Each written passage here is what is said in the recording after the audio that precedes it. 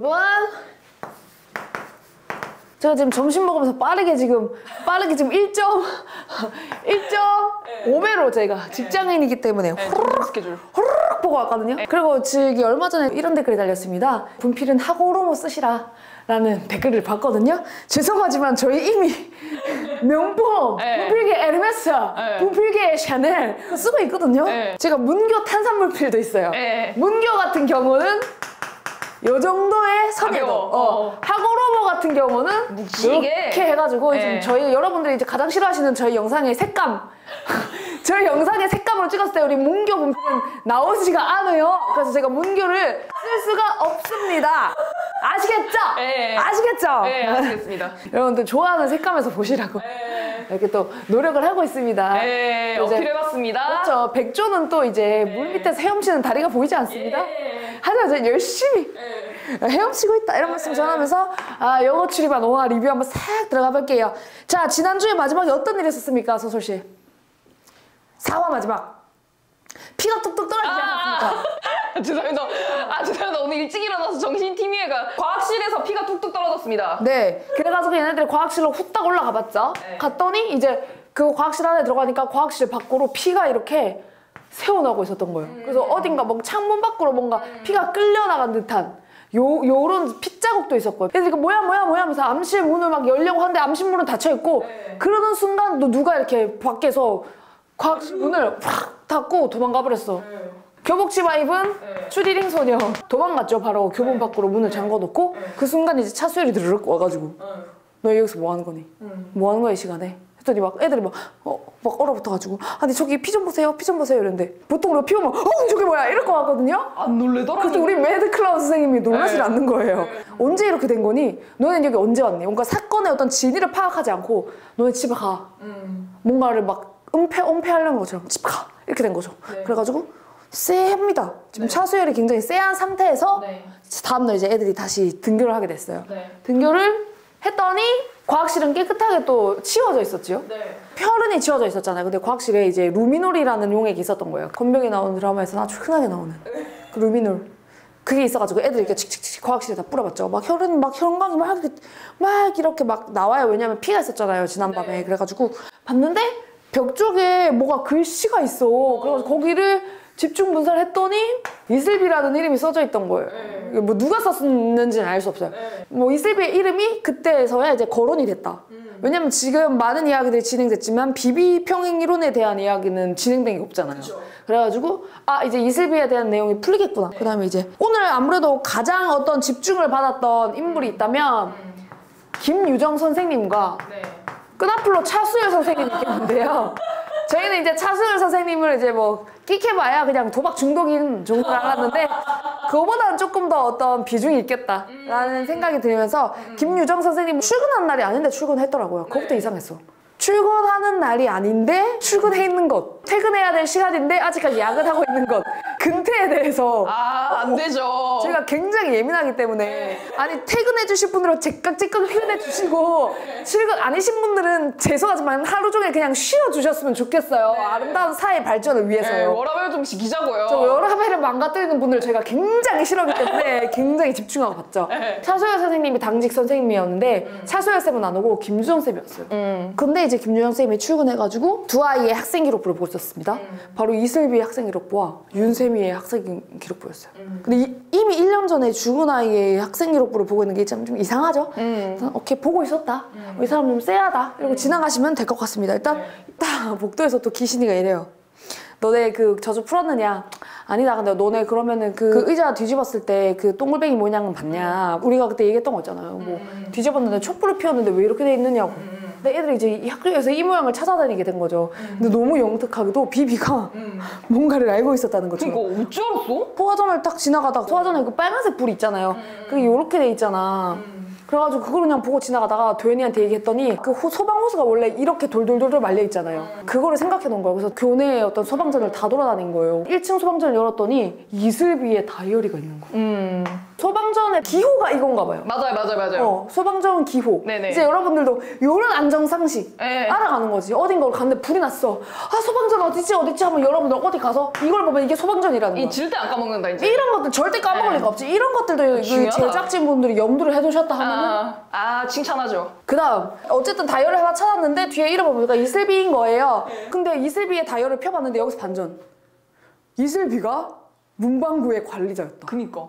이슬비는 문방구의 구관리자였음이 밝혀졌어요. 네. 이게 너무 충격적이었고 네. 뭔가 우리가 이슬비가 도박을 해서 너무 꼬라박아서 스스로 죽음을 택했다라고 생각을 했지만 그게 아니었던 거죠. 네. 그리고 어떤 느낌으로 봐서는 선생님이랑 상담을 했던 날 사망했습니다. 네. 다이어리의 맨 끝에 보니까 인스타 아이디가 있었어요. 네. 인스타 아이디를 치고 들어가니까 비밀 다이어리 계정은 비밀 계정인데 링크는 오픈이야. 뭐 그런 내용이 있었어요. 키워드 후견인. 이 사람이 이제 후원을 해줘서 네. 이 학교에 전학을 왔고 네. 이 사람이 시키는 대로 문방구 관리자가 됐어요. 네. 그래서 처음에는 시키는 대로 하니까 너무 재밌었어요. 아이들도 즐거워하는 것 같아서. 근데 하다 보니까 내가 하고 있는 게 뭔가 싶어요. 그러니까 정확히 몰랐던 거죠. 이 문방구 시스템에 대해서. 네. 게다가 어떤 캠프를 갔다 왔는데 내가 본 광경이 잊혀지지 않는다라고 했어요. 그게 블루밍 캠프겠죠. 네. 우리가 항상 찝찝하게 생각하는 네. 캠프를 갔다 오니까 난 너무 이 상황을 이해할 수가 없었고 이제는 내가 그냥 넘길 수가 없어진 거예요. 그래서 증거를 모았어요. 차수열 선생님한테 내가 알려야겠다라고 한 거죠. 그래서 증거를 모아서 차수열 선생님한테 얘기했어요. 그게 바로 9월 5일. 그리고 그 사이에 어떤 타임라인은 알 수 없지만 선생님한테 맞았대요. 맞아. 이런 증거를 보고 의심을 가지고 이런 것들에 대해서 화를 내고 뭐 매를 들었겠죠? 그러면 안 되는데 차수열에게 알린 뒤 25일 후 사망. 타임라인을 여기다 쓸게요. 네. 슬비가 사망한 게 9월 30일이죠. 문방구 시스템 점검했죠. 네. 10월 7일까지. 10월 1일부터. 그 사이가 있잖아요. 네. 그 사이에 무슨 일이 있었냐? 세미가 생활기록부를 보니까 10월 4일에 전학이었더라고. 세미 전학. 얘네들은 부품이었던 거죠. 그리고 그러니까. 지희와의 대화 중에 너 고안이 뭐니? 이런 얘기 했었잖아요. 그러니까 그 보육원이 하나 있는 것 같아. 거기서 이제 선생님이 부품, 자기의 어떤 관리자를 시킬 부품으로서 아이들을 하나씩 네. 데려와서 관리를 시키고 네. 마음에 안 들면 죽이고 네. 시키고 죽이고 그러니까 이런 과정이 반복되고 있는 거죠. 네. 뒤에 이제 그 유도놈이 배수지 씨가 알려준 정보에 비하면은 그 문방구는 우리 학교의 졸업생이 만들었대요.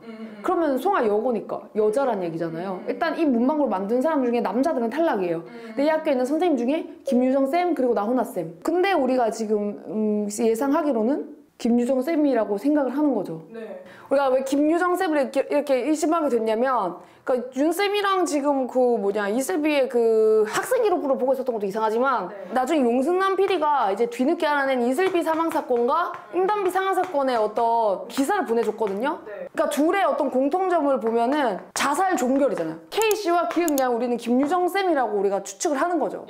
근데 아닐 수도 있어요. 맞아요. 너무 대놓고 이렇게 연결시켜주라고 주니까 왠지 아닐 것 같기도 해. 흑연인 케이스가요. 기본권일 수도 있는 거 아니에요? 그쵸. 기본권일 수도 있고 김산문일 수도 있어요. 국지희가 선생님은 아니겠지. 국지희도 K양인데. 그러게. 국지희가 옆반인지 아닌지 아무도 모르잖아요. 맞아요. 왠지 꿇었다고 해도 조금 그럴 것 같거든요. 느낌이. 그럴 수도 있겠어요? 아니면요. 네. 기억량도 내가 봤을 때는 그 보육원 출신이에요. 그러니까 김유정 쌤이라고 할게요. 압박을 받아서 너 그렇게 목격자 진술해 해서 친구를 자살로 위장을 하게 만드는 어떤 목격자 진술을 한 거죠. 근데 그게 너무 후회가 되는 거야. 시간이 흘러서 문방구가 이렇게 생겨가지고 이제 계속 그 보육원에서 어떤 나쁜 짓들을 하는데 그런 걸 이제 만약에 혼자 김유정 쌤이 차곡차곡 증거를 모아서 이걸 한 번에 터트리려고 준비를 하고 있는 거라면? 왜냐면 내 친구의 죽음이 그리고 내가 친구의 죽음에 일조를 했다는 사실이 너무나 후회가 되고 그래가지고 아주 드라마틱한 가능성 있는 전개예요. 내가 봤을 땐 김주정 선생님 얼굴에 네. 범죄가 없어.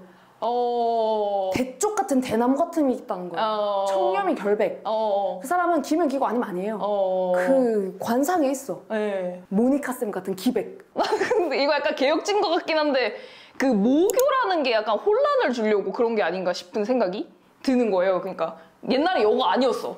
근데 어떤 사건들을 겪으면서 여자만 들어오는 여학교로 바뀌어서 뭐 그런 선생님의 혼란을 주려고 하는 건 아닌가?